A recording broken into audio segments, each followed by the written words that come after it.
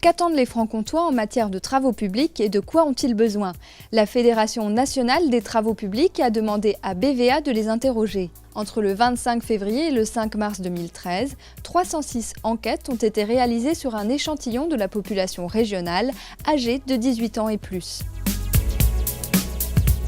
Les chiffres nous révèlent que les citoyens sont plutôt pessimistes vis-à-vis du développement économique de leur territoire. 53% des Franc-Comtois pensent qu'au cours des 10 dernières années, le territoire s'est dégradé. A l'inverse, 29% ont observé un développement.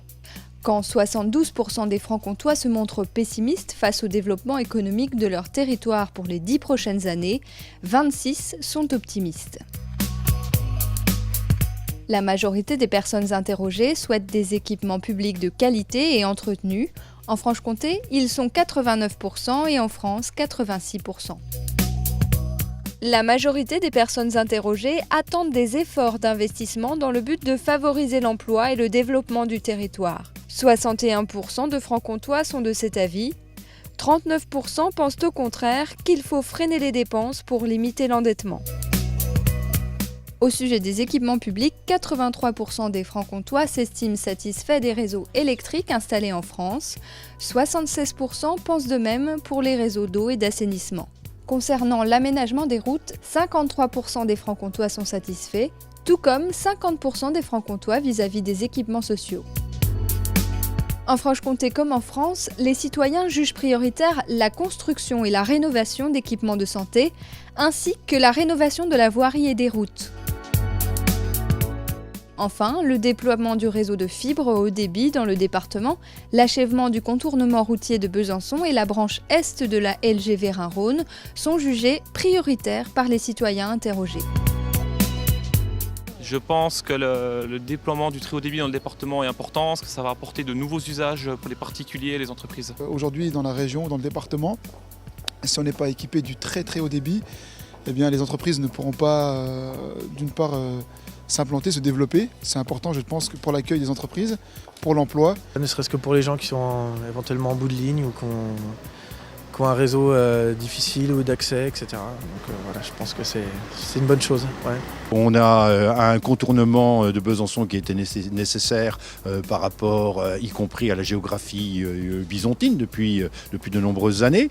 Quand on venait de Pontarlier pour aller sur Vesoul, il fallait traverser tout Besançon. Pour que le projet soit abouti, il faut arriver à avoir un vrai contournement et non pas un demi ou un trois quarts contournement. J'ai entendu parler du contournement de Besançon et c'est vrai, comme beaucoup de Byzantins, on a hâte que ce soit terminé pour faciliter l'entrée et la sortie de Besançon.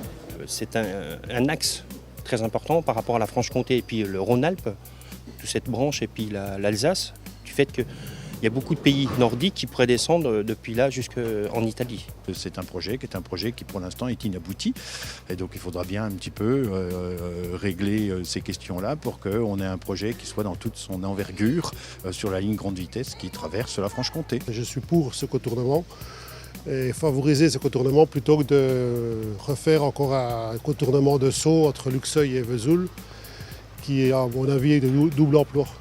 Alors que si la 19 était finie, il n'y aurait plus de soucis de transit sur ce secteur-là de la RN 57. La mise en deux voies de la RN 19 entre Vesoul et Lure est très importante par rapport à l'axe de la région qui se trouve au nord de la région de Franche-Comté, la Moselle, Meurthe-et-Moselle, tout ça, l'Alsace aussi, qui est limitrophe on va dire. Le fait que l'axe soit plus fluide et plus facile pour les transports routiers serait un bonus aussi bien pour cette région que la nôtre.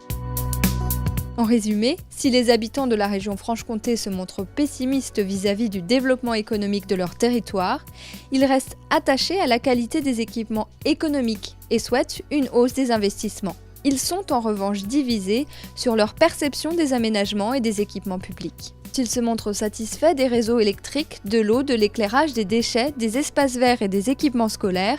Ils sont plus partagés au sujet des écoquartiers, des transports en commun, des équipements de protection contre les risques naturels ou des équipements sociaux. Pour ce qui est des équipements de santé, de la voirie et des routes, les interviewés pensent que la situation s'est dégradée.